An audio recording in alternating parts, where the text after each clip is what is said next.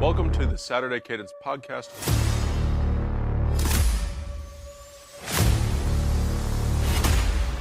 I'm Blake Biscardi, and remember, the Saturday Cadence podcast is the heartbeat of college football. We had an instant classic in Tuscaloosa on Saturday night, Alabama and Georgia. That was what college football is all about. Seeing that scene, Alabama jumps out to an early 4-touchdown lead, and then Georgia climbing all the way back, taking the lead at the end, right before Alabama and Ryan Williams strike. The electricity in Tuscaloosa, it was a sight to behold. Incredible atmosphere. I don't know how people can look you in the eyes with a straight face and tell you that the NFL is better. You just don't get those kind of scenes anywhere else but college football. Anyway, welcome into Saturday Cadence. My name is Blake Biscardi, and I've got Grant Kincaid with me for the recap episode to Week 5. Grant, absolute scenes last night in Tuscaloosa. What did you make of that game? Bama jumping out to an early 4-touchdown lead. Georgia's defense looked unsettled. Bama, Georgia always delivers, but this one just felt a little bit different. What'd you make of that contest? Man, it's hard to make anything of that. In the first half, it was like you were almost rooting for Georgia just to make it a watchable game because we would waiting all season and all week to watch this game, and then Alabama's up 4 scores, and you're just sitting there thinking, like, is this Alabama and Georgia I'm watching? But then, of course, the fourth quarter of that game was, it was surreal. I don't know how else to describe how that game ended and how it just played out. Oh, I agree with you. And I was kind of joking on Twitter earlier with Paula Knowles, Jim Knowles' sister. She responded to my tweet of my top 10, and she said that Georgia Bama game was wild because that was one of the comments that I made. And I said it was so kind of both teams to wait for those final fireworks until the Ohio State game ended. I mean, I know everyone was tuned into that game alongside any other game you were watching, at least for me. I had Ohio State on my TV. Then I had a second TV set up with Bama, Georgia, and my iPad with Illinois and Penn State to really get the nightcap there. That was really where all the action happened on Saturday outside of Ole Miss and Kentucky. But I mean, you're right. We knew Alabama's offense with Kalen DeBoer was going to be more explosive, and Jalen Milroe would be in a better system. He would be more dynamic, and my goodness, is he fast. I think he flashed his brilliance, and this puts him in the driver's seat, I think, for the Heisman conversation. Now, we don't need to get too much into that because it's only the end of September, but his flashes early, and then Georgia having the poise to stand in there and battle all the way back. You can tell that they're a veteran team. You can tell they had been in a big stage before, but Georgia, Grant, had not been hit in the mouth the way that they were on Saturday with that Alabama offense jumping out to that 4-touchdown lead. It was remarkable, the start that they had. It was like you blinked and Bama was up and you're like, whoa, is this game over already? And then Georgia coming all the way back. I think Carson Beck ended up throwing for 439 yards, 3 scores, but he did have those 3 interceptions. It's hard to process everything that we saw. It embodies everything that's electric about college football. And like you said, the game is not over until there's triple zeros on the clock. And that was case in point with this game the other day. Jalen Milroe totaling nearly 500 yards of offense and 4 touchdowns. I mean, just an outstanding performance from him. What have you noticed the difference between these Alabama under Saban and then under DeBoer now that we've gotten a small sample size so far? Uh, it's hard because, they got out to that start and you say, wow, was it 28 unanswered points at one point? I know it was at least 21. And you're sitting there like, wow, Alabama, they haven't regressed. Have they even improved, from last year? But I don't know if it's the game management after that lead, but it's kind of surreal that Alabama could blow that lead in just, a 2-quarter span, with just being, remotely competent. Like you said, there's 3 turnovers, 3 interceptions by Carson Beck. They were handing Alabama the game. And then you just see Alabama kind of rushing, not snapping the ball. They're waiting. They're not waiting to snap the ball. They're snapping the ball at 25, 26, 28 seconds. not taking time off the clock. And then you see Georgia take advantage of a couple opportunities, and all of a sudden it's a new ball game. So I the potential is there, but I don't know if DeBoer necessarily handled that second half how he should have. You bring up a good point, Grant. That's something that's going to fly under the radar in this game is the game management from the Alabama staff because they got out to that lead and Alabama could do anything they wanted. I know they were +2 in the turnovers early on, but I mean anything that they wanted to do happened. It seemed like in the early goings of that game, and then you look even right before the half, Alabama's up 28-7. Georgia's driving. You're thinking, all right, maybe they get this back to 2 scores before the half. Nope, they throw a pick. Then Alabama turns right around and throws an interception back. They have the ball, and then there's a safety. And now it's 30-7 going into the half. And then I mean, we're sitting there like, what is going on? And then you almost had the blown lead choke job of the century.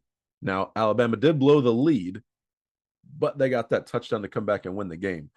So, I mean, the fireworks back and forth, you keep using the word surreal, and I think that's what it was. And you can hear it in our voices as we're talking the game. It was hard to digest and process what we're just watching because it was just haymaker after haymaker. I mean, we had back-to-back deep ball touchdowns for Georgia and Bama there at the end. Georgia finally takes the lead. I know they go for 2 there. And then Alabama comes right over. Ryan Williams makes one of the most spectacular athletic plays that you'll see in college football. Back double spin move down the sideline. Just incredible atmosphere. But how about the youngster, Grant? I mean, he had 177 yards in that contest, and he just the true freshman phenom. We know it's been Ryan Williams and Jeremiah Smith, but just staying here on Ryan Williams, 6 catches, 177 yards, and a touchdown. Remarkable performance from the 17-year-old. Yeah, I mean, he really defies age, and well, I know we'll touch on kind of Jeremiah Smith later, but having guys just so young making an impact like that, and a game against Georgia, and pulling off that spin move where I mean, the agility was just out of control. So it's special to see how good these guys are when the moment they step on campus. Oh, absolutely. And something else, Grant, I want to point out too. And now I know this is game flow, so maybe it's hard to read into when you're looking down the rest of the SEC schedule. But Alabama outrushed Georgia. And now this was going to happen just because of the game flow, like I said. But I want to focus more on Alabama than Georgia because Georgia had to throw the football down all those points. But Bama rushed for 173 yards. Milroe had 117 of them. So Justice Haynes, Jam Miller, they weren't super effective in the run game. I mean, they were good. But when you look at this Alabama run game, most of their offense was Jalen Milroe. So now if I'm Tennessee, Alabama's got to come into Neyland. My game plan is now how do I stop 4? And then where is 2? Those, I think, that's the recipe to stopping this Alabama offense. And we saw Georgia bottle them up for a little bit. I mean, it was what, 2.5 quarters or so that they had. Well, not 2.5. It was probably a solid quarter and a half that they had Alabama pretty much bottled up really until the end. But looking at the stat sheet, Jalen Milroe, if he wasn't the quarterback, I don't know if that game flows the same way. So Alabama going to need to find a way to get Justice Haynes and Jam Miller involved in the running game, in addition to Jalen Milroe, when they get into that schedule going to play Tennessee. And then just looking at the schedule, they have Missouri the following week, LSU. They're going to have to run the football in those games without Jalen Milroe because you can't just have a one-man show. Those defenses are too good. Yeah, I agree. It's Milroe's really coming to his own, and people expected him to take that next step, but guys don't always do that. We see it all the time, and we have to give credit where credit is due. He did everything he could and then some in that game, and he's a difference maker. Absolutely. He was the MVP of the game. And like I said earlier, I think he's the front runner for the Heisman. And you looked at this game thinking, okay, whoever wins their quarterback is going to be in the driver's seat for the Heisman Trophy.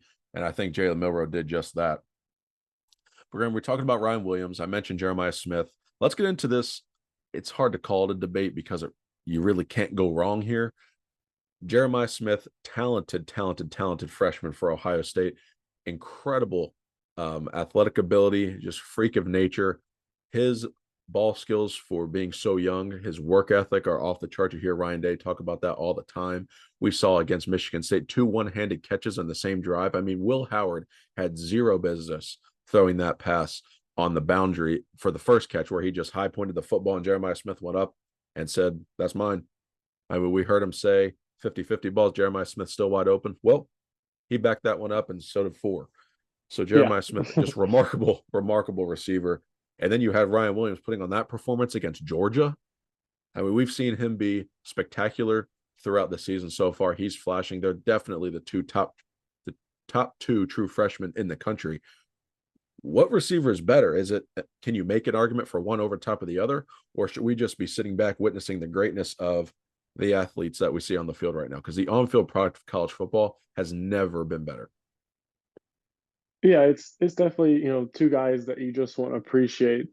Kind of like I was saying, guys that can come in at 17 years old and have an impact like this. It's just something you want to watch and take in and appreciate week to week. Uh, and like you said, he's coming in against Georgia and literally just changing the entire outlook of Alabama's season, single handedly.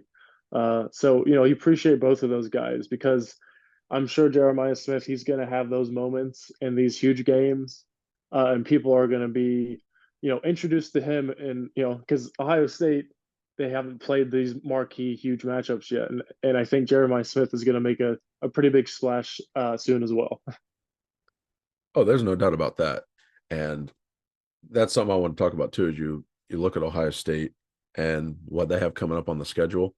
They've not had the big matchups that Alabama and Georgia and Texas and USC and Michigan, all those teams have had so far. But we're going to get into that meat of that schedule starting next or this week rather. Iowa coming to town, and then you got to go to Oregon, get the bye week. Then you have, Nebraska and Penn State. So we're going to learn a lot about Ohio State over the next couple of weeks. And I think Jeremiah Smith is going to be right at the forefront of that. It's tremendous to see these guys become instant contributors. I mean, right out of high school. One of them, they should be playing high school football, first of all, in Ryan Williams. But I was talking to some people today, and out here in Philadelphia, it's more of a pro town, so not everyone is into college football as much or as familiar with the rules. And we were talking about these two players, and they were like, well, can they declare for the draft next year? Will they be eligible? And I said, no. I said, well, when will it be? I said, well, 3 years. We're going to get 3 years of these guys in college. And that's something that we need to sit here and realize now. I mean, these guys are probably going to end up in New York once, if not twice, at the rate that they're playing. So I think it's going to be a special treat for college football to get Ryan Williams and Jeremiah Smith for the next 3 years. I mean, what an absolute treat that is going to be for college football fans everywhere. Yeah, I couldn't agree more. It's just like you say. I mean, we've kind of hit all the points, but it's something that you just have to appreciate at the end of the day. No doubt about it. And Grant, we're talking about Ohio State schedule, seeing them move into some tougher games in the Big Ten schedule. One of those teams I mentioned was Penn State. They were hosting Illinois. Penn State left some points on the field, but overall defense performed well. Illinois went right down the field and scored a touchdown on the opening drive. Quiet after that, mustering only 219 yards of offense. Penn State, though, gaining nearly 400. Illinois, we know, coming off of that win against Nebraska, they were going to be good. They did cover in the matchup. They kept it close. Penn State missing those 2 field goals. That would be the difference between a cover and a not cover here. But looking at Penn State, Grant, I think you're looking at this Big Ten race, and as it's sitting right now, I think Michigan and USC are not out of it because they play some of those teams ahead of them. But your top 3 teams would be Ohio State, Oregon, and Penn State. The difference between those top 5 Big Ten teams is Penn State's schedule. They play USC. They do not play Michigan. They do not play Oregon. They play USC on the 12th, and then they play Ohio State November 2nd. Those 2 games. Penn State has to only win one of them. And then if chalk holds the rest of their season, they're going to be sitting there at 11-1, potentially backdooring into a Big Ten championship game if we get into a three-way tie there with three 11-1 teams, or a 12-0 Ohio State or Oregon versus an 11-1 Oregon, Ohio State, Penn State, whatever that shakes out to be. But Penn State, the way that they're playing, if they can get that offense together, I think you can beat a team like Illinois running the football. But what's going to happen when they play USC on the road, when they host Ohio State? Grant, are you confident as of now in Drew Aller's ability to make a throw in a big moment, to lead a team on a late drive, to not turn the football over, to be able to be relied on if Penn State's unable to run the football the same way that they've been running it so far this year in a big spot like that? Or do you think Penn State is still good, but they're not ready to take that step to actually compete for the Big Ten? I think you hit on a point there is, Penn State has been running the ball at such an elite level that it changes the dynamic of that offense for Drew Aller, and he has looked really good at times, taking advantage of that play action and heavy boxes, and he's taken deep shots and he's been good at it this year. But also on the other side of that coin is when Penn State goes up against a defense like Ohio State's or even Oregon's, are they going to be able to sustain that run game that basically makes Drew Aller into the quarterback that is able to make those throws and to win those games? I don't know. It's going to be interesting to see what happens down the stretch. It is. And I look at these two Penn State running backs, Nicholas Singleton and Katron Allen. Allen averages 5.5 yards a carry so far this year. Nicholas Singleton, 7.7 yards a carry. So, like you said, Penn State running the ball at a very good clip. But so is Ohio State.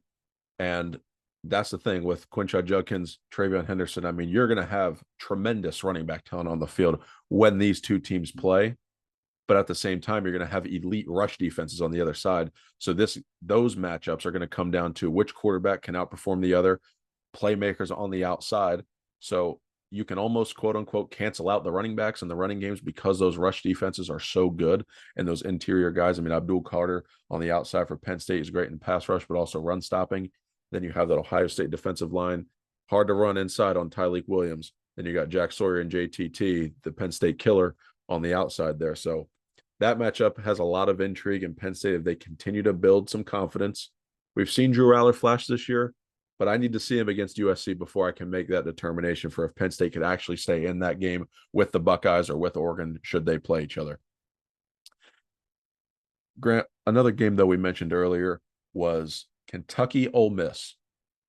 Now, Ole Miss came into this game. They had not been tested yet in the regular season. Kentucky had, and Kentucky played Georgia pretty close. And I think, correct me if I'm wrong here, Grant, I'm watching this Alabama-Georgia game, and Bama's up 28-0, and I'm thinking to myself, okay, maybe Georgia is not that good. I saw what happened against Kentucky, only mustering up 12, 13, 14 points. You're sitting here, all right, struggling to score a touchdown. But Kentucky, on the other hand, it wasn't a fluke. Kentucky played Georgia tough, and Georgia's still good. But Kentucky went into Oxford and beat Ole Miss 20-17. Ole Miss struggled throughout that game. What do you make of this SEC race?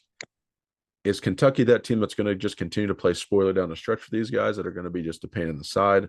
Ole Miss, where do they go from here? Because they got out physical by Kentucky, and I know their schedule is pretty light, so they can't afford losses to unranked teams, especially when you're looking down the schedule and you see LSU in Baton Rouge on the schedule. You got Oklahoma coming to town. You got Georgia coming to town.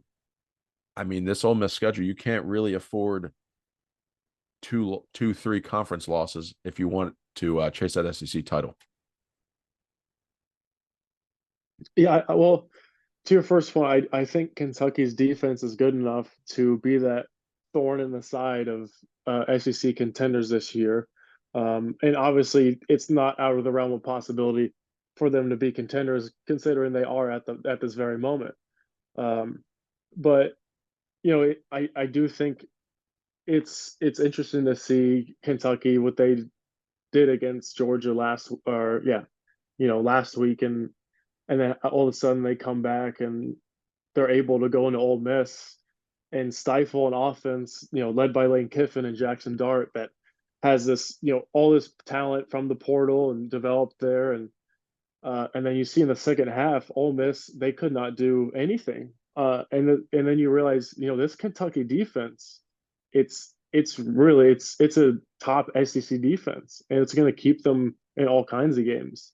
And Ole Miss, they do sustain a loss at home to an unranked team, and you sit there and you say, well, all of a sudden, Ole Miss goes from national championship contenders to a playoff bubble team, and so it's gonna be interesting how that impacts the SEC race down the stretch here. Right. And comparatively speaking, with that Ole Miss Kentucky game, if you're a Rebels fan, you looked at Alabama, Georgia, those two teams looked worlds different than Ole Miss has looked this season. You look at Tennessee, they've looked really good. Not to mention Texas. With Quinn Ewers or with Arch Manning, Texas has looked pretty good, albeit better with Ewers under center.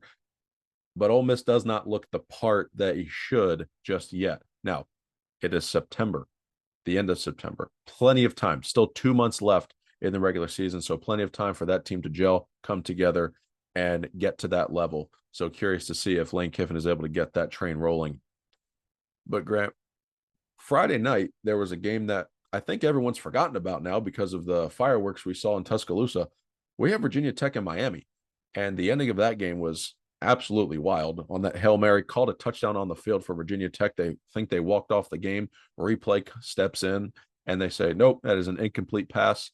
An ACC, I believe it was the office or the officiating crew, one of the two, came out with a statement saying that part of that ruling was the ball touched a Miami defender who was already out of bounds, which immediately makes the play dead as the ball was kind of in that jumble of players. They're falling down.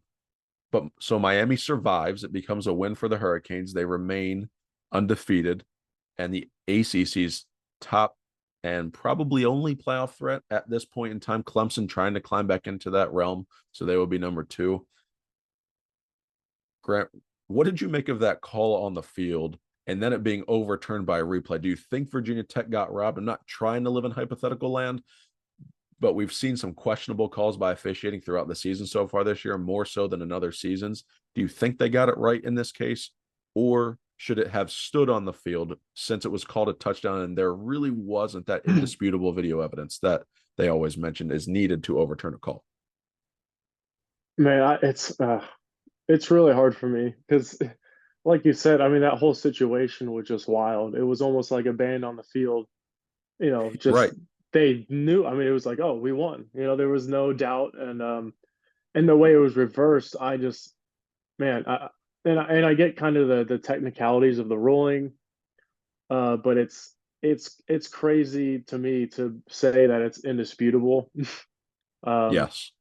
so yeah, but it does, like you said, it puts Miami and the driver's seat in the ACC really, and the only true threat nationally that I see. I do think Clemson will climb back in. I do think the down the stretch it'll be kind of a two team race, but yeah, the call itself was interesting to say the least.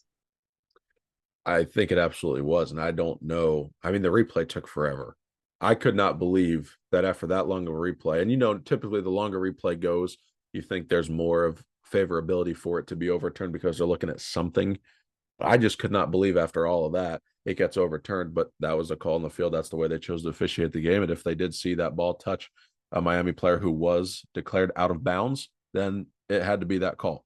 But an absolutely wild scene to end the game. I don't know which one was crazier between that one or the Georgia Bama game, even though I'm still going to give that lean to Georgia Bama, but still equally crazy endings Friday and Saturday nights. And then, Grant, just real quick, to all the listening audience out there, we had one of our games. We had Liberty App State on our board this week, and the Hurricane Helene has just devastated Florida, the Carolinas, Georgia, Tennessee, and Boone, North Carolina was one of those places that was impacted. So we just want to pause and say you're all in our prayers and our thoughts, and as you rebuild and just know that our thoughts and prayers are with you, because that is an absolutely horrific scene down there. And just again, prayers and thoughts out to all those places that have been impacted by Helene. Not something you ever want to see, and not just for college football purposes. I mean, I have family members and loved ones down in those areas, and as do many of people around the world. There's millions of people impacted there. So just wanted to say that too. Just as a quick note, Grant, though, Texas, Arch Manning looked really good. Oklahoma comes back on Auburn. I think half of Oklahoma's starting offense was out in that game, yet they found a way to win. So what has gone on in Auburn? They just cannot seem to win football games this year. And then you saw Notre Dame, revenge game against Louisville. Finally, Riley Leonard wants to play a little bit more offense, so making progress. He threw 2 forward pass touchdowns this week. Yeah. Only 163 yards, so yet to eclipse the 200-yard mark in a game through the air yet. So that's something that needs to happen before the season gets to the postseason for the Irish, should they want to contend or win in the college football playoff, either an opening round game or a quarterfinal, because that has got to get fixed. But Notre Dame gets that win. They stay on track for a playoff spot. And then, granted, a team not a lot of people are talking about is BYU. They are quietly 5-0. They go into Waco and beat Baylor. So BYU staying involved in the Big 12 race. And then, what do you make of this situation? Ollie Gordon and Oklahoma State, they cannot find a way to run the football. I do not know what it is. Didn't expect it to happen this season. But Ollie Gordon held in check only 76 yards against Kansas State, who came in and routed the Cowboys 42-20. What do you make of what's going on there with the Big 12 race? Ollie Gordon, Oklahoma State, one of the most underwhelming teams to start the year so far. And then Kansas State, you called it on the Thursday show last week, saying you liked Avery Johnson in this matchup for the Wildcats, and they covered and then some in this matchup. Yeah, it's well, I think you see, Kansas State kind of realizing that, hey, we know the identity and what Oklahoma State wants to do, not just in this game but in general. Uh, they did what most Big 12 defenses don't do, and they got tough and they tried to stop the run and they stuffed it. And when you're making Oklahoma State's quarterback try and make plays, it's not the same. I think the announcers were mentioning it during the game. I don't know why they're taking the ball out of Ollie Gordon's hands in all these situations, but I think they're kind of overthinking the fact that he's the best player, on the field in a lot of these games. But I don't know. Oklahoma State seems to be kind of in between or confused about what they need to do on offense specifically. I completely agree with you, Grant, and it's something they need to get sorted out because the Big 12 race seems to be slipping away from them. So now it's just a matter of, can we find some way to get lucky? What if we backdoor into the Big 12 championship game, and then you got 60 minutes to go to the playoff. So lots of football still left, as we mentioned before, but they've got to figure that out in Stillwater. Last thing, though, Grant, the AP poll comes out. We've got a new number 1. Alabama jumped up from 4 to number 1 after beating Georgia. I think rightly so. They have the best win in the country this year. Texas following behind with the second best win in the country on the road in Ann Arbor. And then Ohio State sitting there at 3. Those are the only 3 teams who received a first place vote this week. And then Tennessee and Georgia rounding out the top 5. Do you agree with Bama sitting atop the poll this week, or would you have left Texas up top? Well, I think I definitely don't want to sell Georgia short, especially because of the way that game ended. And I think that people around the country have kind of realized that, that Georgia is, still a very real contender, and what Alabama did to them, even in the first half, was really impressive. So, I think, Texas, they have, 5-0, they have, quality wins against quality teams, but just that win this week, I understand why Alabama would be number 1. And what's interesting with Georgia, I think if you're watching the first half of that Alabama Georgia game, you're all right. Georgia's losing 30-7 going into the half.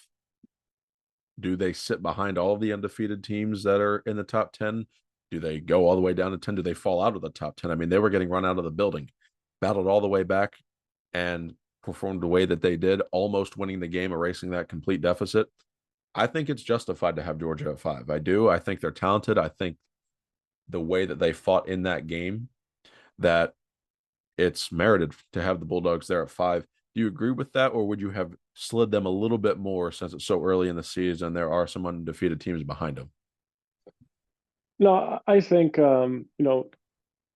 Georgia has, they started out so high that I understand where you don't make them slide too much, on the road at Alabama, in a game where they, ended up looking really impressive. So I think people have kind of realized, that Georgia should be in that top five. I agree. They've earned it. Yeah. And I know they started the season up at the top, but Georgia is a top 5 team in college football, and they will have multiple occasions left on that schedule to prove it. So, Grant, this was a good episode, a lot to recap from last week. We will be back for more on the Thursday show. So we appreciate you guys listening to the episode today. Make sure you like and subscribe to our channel and leave us a review because it really helps us out. Check us out on social media at Saturday Cadence for more content throughout the week. And remember, the Saturday Cadence podcast is the heartbeat of college football. For Grant Kincaid, I am Blake Biscardi. We will see you next time. God bless.